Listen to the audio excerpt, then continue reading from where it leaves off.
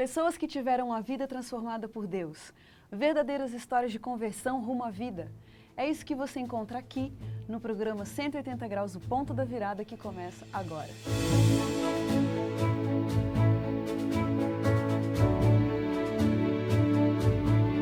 Quando sentimos o toque de Deus na vida, uma mudança acontece.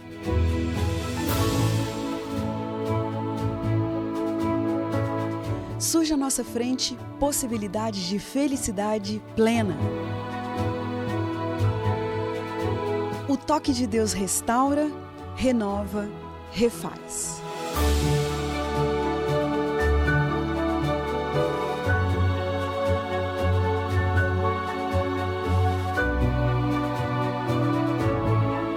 Hoje conheceremos uma pessoa que experimentou essa graça maravilhosa. Ela vai nos contar sobre essa mudança de 180 graus que lhe trouxe paz.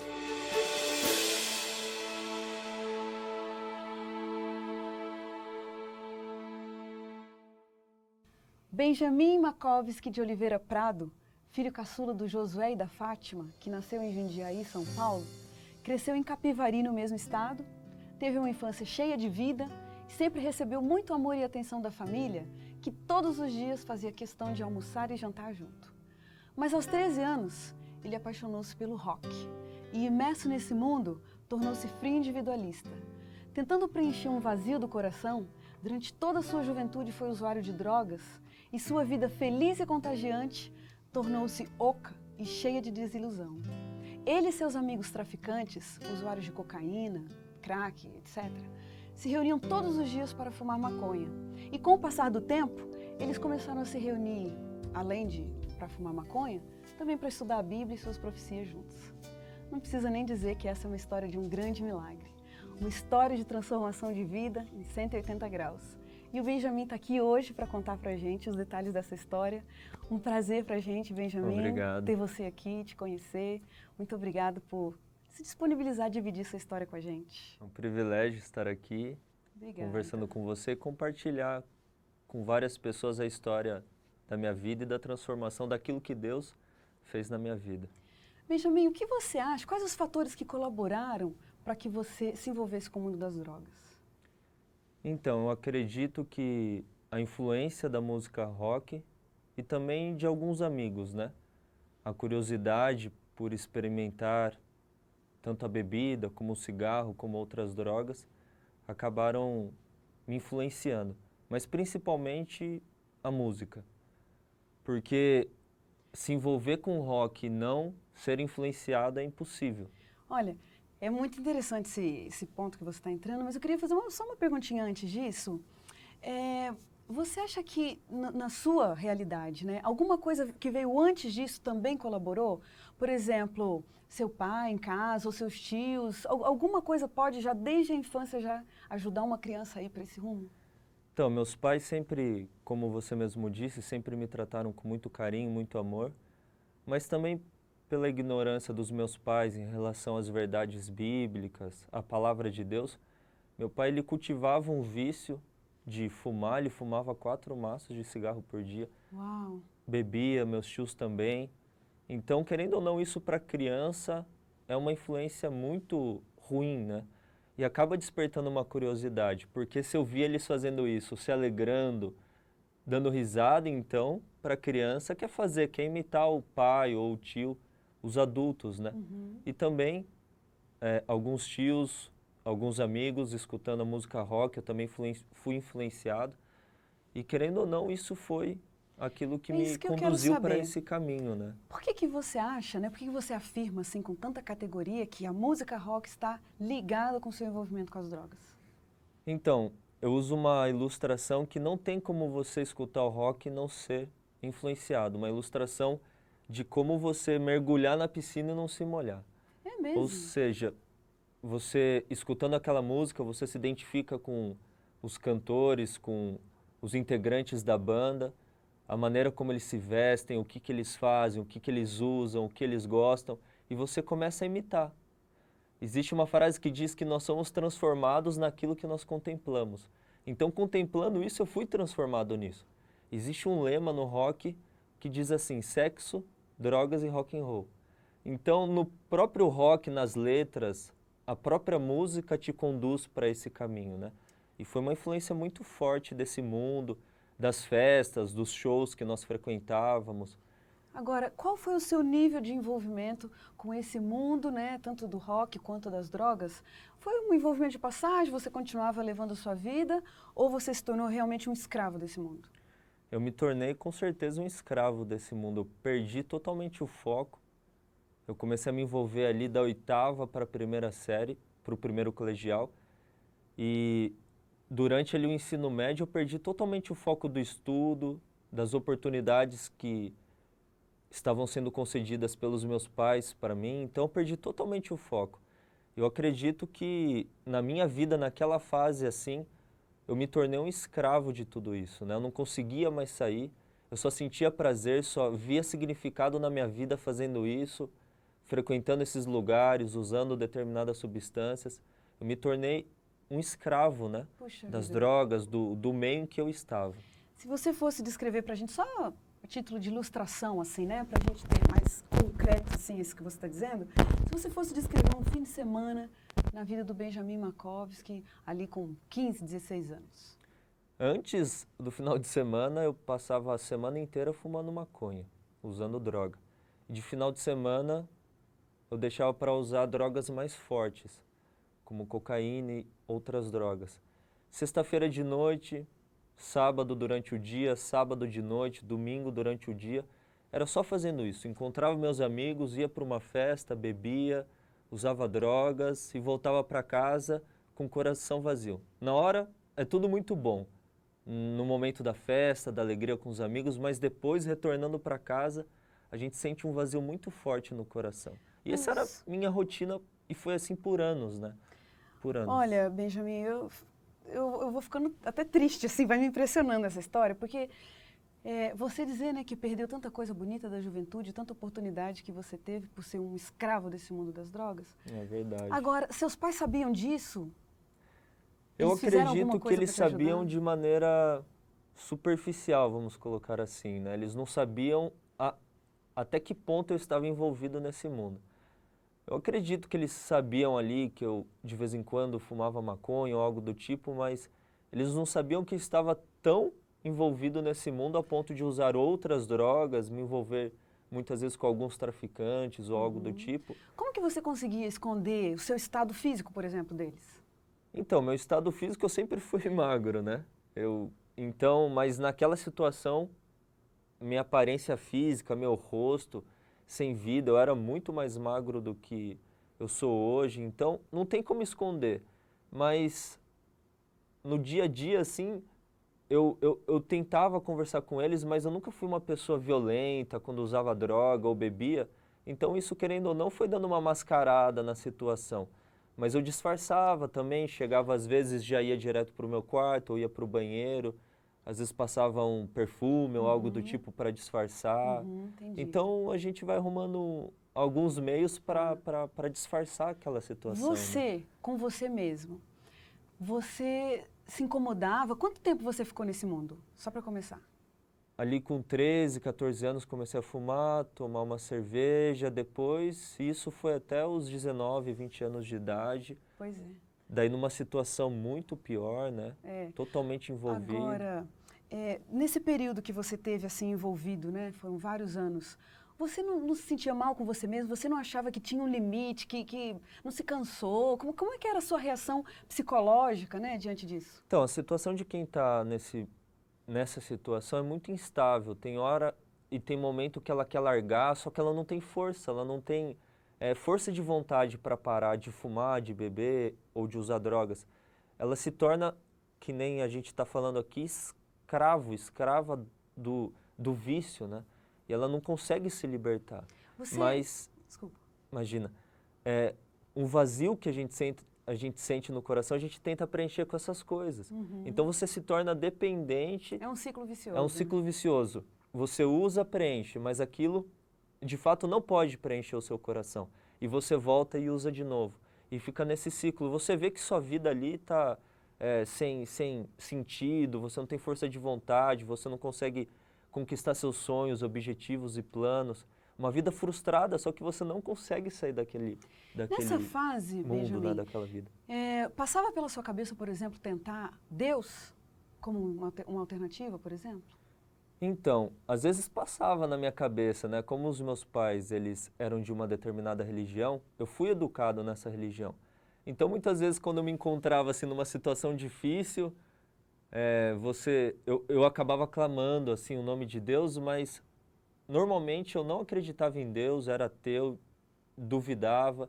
Se alguém vinha falar de mim, se alguém vinha falar para mim a respeito da Bíblia, da palavra de Deus, eu negava, não aceitava de forma nenhuma. Só quando eu me encontrava numa situação assim, num pavor de extremo, que daí, que nem muitas pessoas falam, ai meu Deus, ou busca ali, mas nunca foi algo genuíno, né? Sempre foi por medo. Olha, Benjamin, tá ficando difícil achar uma saída, uma alternativa para esse Benjamin aí de 17 anos, 18 anos.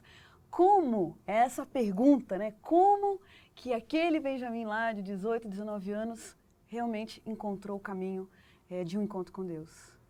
Então, nessa vida que eu tinha, eu encontrei e fiz uma amizade com um amigo chamado Paulo, e nós já íamos na casa dele para, durante a semana, usar drogas.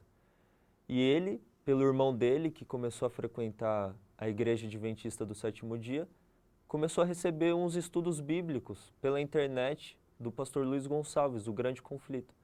E o Paulo começou a assistir, porque o irmão dele assistiu, ficou impressionado e falou, Paulo, assiste também, que é impressionante. A princípio o Paulo não aceitou muito, depois ele aceitou e quis transmitir isso para os amigos dele. Então nós nos reuníamos na casa dele para usar drogas e também ele começou a passar para a gente esses estudos das profecias do Apocalipse de Daniel. Pois é, mas você está falando assim, parece que é muito fácil. Você não tinha uma mentalidade totalmente avessa, né, esse discurso religioso, e não queria nem saber. E agora um amigo seu, né, um colega ali que vocês frequentemente usavam drogas juntos. Ele chegou, você se lembra da primeira vez, assim, do primeiro momento? O que você Eu lembro. Nossa, na primeira vez eu discuti com ele, assim, até ele ficar um pouco, assim, irritado comigo, né? Porque eu argumentava, rebatia o que ele falava para mim com alguns argumentos. Se Deus, ele criou todas as coisas, quem criou Deus? Argumentos que, e questionamentos, assim, que não tem uma resposta, né? Daí ele ficava, assim, nervoso. Então, foi com o tempo, assim, demorou para eu abrir meu coração, foi relutante no primeiro momento. Tá. Então, Benjamin, a gente vai dar uma paradinha aqui na nossa conversa agora, para continuar daqui a pouco. Como você percebe, a grande pergunta para o próximo bloco é: qual foi o ponto da virada na vida do Benjamin Makovski? Como Deus alcançou esse coração que já estava tão endurecido, entristecido, desiludido? É isso que a gente vê daqui a pouquinho, depois do intervalo.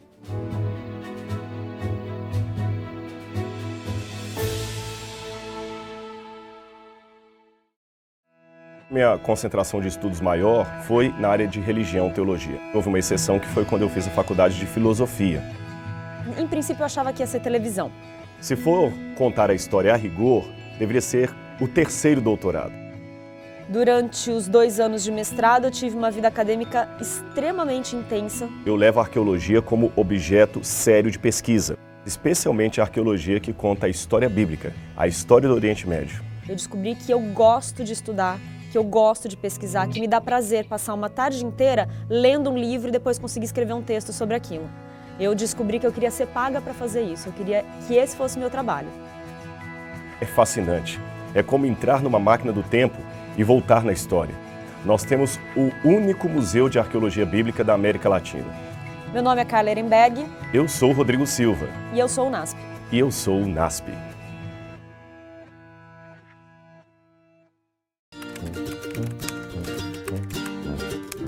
Obrigado, Senhor, pela oportunidade de poder sair para fazer a Tua vontade. Interagir com as pessoas é o que eu mais gosto aqui na missão.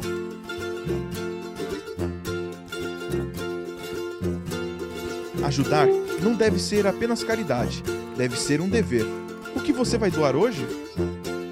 Para aqueles que procuram o segredo da felicidade, aqui vai uma dica: comece a alegrar a todos.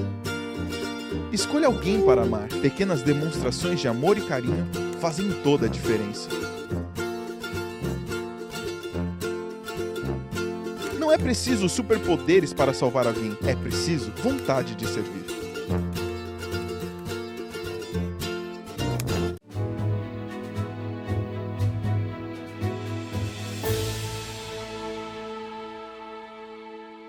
O programa 180 Graus, o Ponto da Virada, está de volta. Quem está com a gente hoje é o Benjamin Makovski Prado. E ele vinha dizendo no bloco anterior de um longo período da sua adolescência, onde ele esteve totalmente envolvido e escravo dentro do mundo das drogas. Entretanto, ele conheceu um amigo que ofereceu estudar a Bíblia com ele. Eles começaram a estudar a Bíblia juntos. Benjamin, você vinha dizendo que, inclusive, esse amigo também usava drogas, né, junto com você, e foi influenciado pelo irmão. Sim. Agora, só para contextualizar também um pouquinho mais, fala pra gente qual era o seu estado emocional nessa fase aí, né, desse convite do seu amigo e tal. Como que estava o seu emocional? Em que fase da vida você estava? Então, como eu disse, eu tinha muitos questionamentos, uma vida desiludida, já tinha tentado conquistar alguns sonhos e foram frustrados. Eu tinha muitos questionamentos que eu não encontrava resposta, um vazio no coração. Uma vida muito sofrida mesmo, né? Não em aspectos, assim, das necessidades, mas aqui dentro do coração, como todo ser humano que não tem Deus sente no coração, né? E daí, aos poucos, estudando, a princípio eu fui muito relutante por causa desses questionamentos, e depois estudando a Bíblia, as profecias, eu fiquei impressionado com a história da Bíblia. É mesmo? Com a intervenção de Deus na história, né? Principalmente ali o livro de Daniel e do Apocalipse, as profecias que envolvem a história, e eu sempre gostei de história, então eu fiquei impressionado com a atuação, com os símbolos, com as datas proféticas que se cumpriram exatamente. Então isso foi me dando cada vez mais que a Bíblia, dando credibilidade que a Bíblia é verdadeira, né? Que a palavra de Deus é verdadeira e que Deus existe. Puxa vida, olha, é impressionante, é impressionante essa história. Você, eu quero saber da sua boca, por que você me diz que era impossível para você se converter antes desse momento? Por que você diria para mim que era difícil para você se converter? Eu coloco impossível por eu estar naquela situação de total incredulidade, né? De não acreditar em Deus, estar totalmente em caminhos que estavam me levando assim para a morte, para uma destruição tanto no meu corpo, na minha mente. Eu lembro que eu não consegui estabelecer um diálogo assim saudável, um diálogo com os meus pais. Eu sempre com a mente muito afetada de fato, né? Poxa. Então eu coloco, se não fosse uma intervenção divina, sobrenatural, principalmente por causa daquele vício das drogas, que é muito forte, muito intenso, eu não teria saído daquela situação. Benjamin, impossível, eu coloco como sendo impossível. Impossível, né? Você se lembra de um momento que foi, talvez, a sua oração de entrega, ou um momento que você teve que falar, esse é o momento divisor de águas na minha vida? Eu lembro sim, num sábado de madrugada, o início da manhã de domingo, eu fui para a casa do Paulo e eu estava naquele momento ainda muito relutante. E eu entrei na casa dele, ele foi buscar a droga, eu estava esperando ali na sala de jantar da casa dele, e ele veio com a Bíblia. Daí eu falei, lá vem esse cara de novo com a Bíblia, né? E eu sentado ali, e ele começou a abrir a Bíblia, falar para mim da palavra, eu com o coração muito fechado. Só que naquele momento eu estava tão sobre o efeito das drogas que eu falei, vai Paulo, fala o que você tem para me falar. E naquele momento ele começou a falar e foi muito usado por Deus. E eu lembro que naquele momento, diante daquelas profecias impressionantes, eu abri meu coração a Deus e comecei a ver que a Bíblia de fato era a palavra de Deus. E eu lembro que naquele momento foi minha entrega. Foi eu reconhecendo a minha incapacidade, assim, a grandiosidade de Deus. E naquele momento eu entreguei meu coração a Deus. E a partir daquele momento que ele começou de fato assim a operar uma transformação na minha vida, né? Como que você descreve essa coisa da conversão, né? Como que você entende isso? Como que você analisa? É misterioso isso até, né? Porque Sim. Você disse que tentou tantas vezes, não tinha força. Como que você descreve isso hoje? Então, a minha conversão não se deu de maneira isolada. Não somente eu frequentava a casa do Paulo, mas outros amigos, né? Um grupo que variava de 10 a 15 pessoas. Então um foi fortalecendo o outro, um foi edificando o outro. Um dia eu chegava desanimado, um amigo meu me fortalecia. Vamos lá, continua, esse é o caminho. Outro dia era ele e eu que fortalecia esse meu amigo.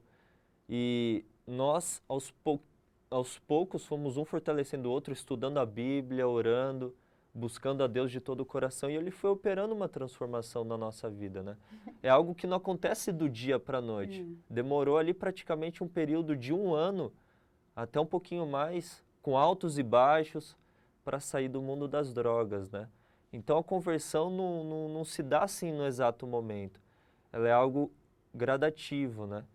E eu queria colocar uma coisa que no princípio eu fui a Deus da maneira que eu estava, como eu me encontrava. Isso é importante. Você tem que ir da maneira como você está. Jesus te chama dessa maneira. Só que você não permanece dessa maneira, ele te transforma. Ele muda seu gosto, sua maneira de pensar, de falar, de agir, aquilo que você quer para a sua vida. Ele opera uma transformação completa, né? Total. No seu caso, especificamente, né? Você hoje e aquele Benjamin lá de 18 anos, o que mudou dentro de você? Hoje eu me considero assim uma pessoa em Deus totalmente mais estabilizada emocionalmente, na minha vida hoje fazendo faculdade, na minha vida estudantil, enfim, todos os aspectos, minha família, não somente eu fui transformado, mas depois, posteriormente, meus pais também foram, meus irmãos também foram. Então hoje nós temos uma família muito mais estruturada, uma vida estruturada, tenho sonhos, tenho planos, Deus tem me dado forças para alcançá-los, para conquistá-los. Sim, eu tenho dificuldades, tenho provações, problemas, mas a maneira de encarar tudo isso é diferente, né? Hoje existe alguém que luta por mim e eu luto com ele também, né? Que Então, história, que história. Você quando acorda pela diferente. manhã, Benjamin, você tem essa noção, você carrega com você essa noção de que você é um milagre? Com certeza. E existe uma frase que diz assim, só por hoje, no NA, Narcóticos Anônimos, eles têm esse lema, só por hoje. Isso foi tirado da Bíblia. Basta cada dia o seu próprio mal, busque em primeiro lugar o reino dos céus e a sua justiça, e as demais coisas lhe serão acrescentadas. Então eu tenho esse lema para a minha vida. Todo dia que eu acordo eu falo, hoje eu vou me manter fiel a Deus, hoje eu vou andar nos caminhos de Deus, eu vou fazer a vontade dEle. Então, hoje eu vou agradecer a Deus por tudo que Ele tem feito. O futuro não pertence a nós. A gente tem que desfrutar do hoje, daquilo que Deus pede, daquilo que Ele nos concede hoje, né? O que você gente vai faz hoje para te sustentar espiritualmente, né? Lógico que a gente está debaixo da graça, lógico, Sim. mas o que te sustenta espiritualmente? Lógico que a minha relação com as pessoas que estão na minha volta, mas principalmente com Deus, né? Hoje eu me deparo numa situação que sem a meditação matinal, eu não consigo mais assim permanecer firme, constante nos caminhos do Senhor. O que é a Lendo a meditação Bíblia. matinal? O que você faz de manhã, Benjamin? Então, eu acabo acordando ali de madrugada, 4h30, 5 horas, daí eu oro, eu leio a Bíblia, eu busco a Deus, canto. Eu acredito que você começar o dia na presença de Deus, o Senhor, é completamente diferente, né? Como que você ora? Você tem um caminho? Você passa por um pedido, por um agradecimento? Como que é a sua oração? A oração, como uma vez eu li num determinado livro chamado Caminho a Cristo, é o abrir do coração a Deus como a um amigo. Você rasgar o seu coração na presença de Deus, em louvor, em gratidão, em pedidos também, reconhecendo a nossa capacidade de fazer as coisas. Então é isso, eu acredito que a oração, com toda a reverência, com todo o temor, mas com toda a alegria também de a gente estar conversando com o próprio Deus, né? Que exemplo, que testemunho esse. Amém. A gente tem um momento no nosso programa, Benjamin, que é um momento de umas perguntinhas rapidinhas, um ping-pong. Eu vou falar para você uma palavra, você me diz que vem à sua mente. Vida. Jesus. Beleza. Céu. Dinheiro. Vazio. Sucesso. Se for da vontade de Deus. Perdão. Aquilo que Deus faz por nós. Graça. Deus. Conversão. Conversão. eu posso colocar como sendo a minha vida, né? A obra de Deus em nós, em mim. Educação. Um constante caminhar com Deus. Futuro. Eu vou colocar de novo essa palavra, céu, porque esse é o maior objetivo da minha vida hoje, né? Pecado. Rebelião. Um privilégio. Ter conhecido a Deus. Um pedido. A conversão de toda a minha família. Não só meus pais, meus irmãos, mas de toda a minha família. Um medo. Um medo.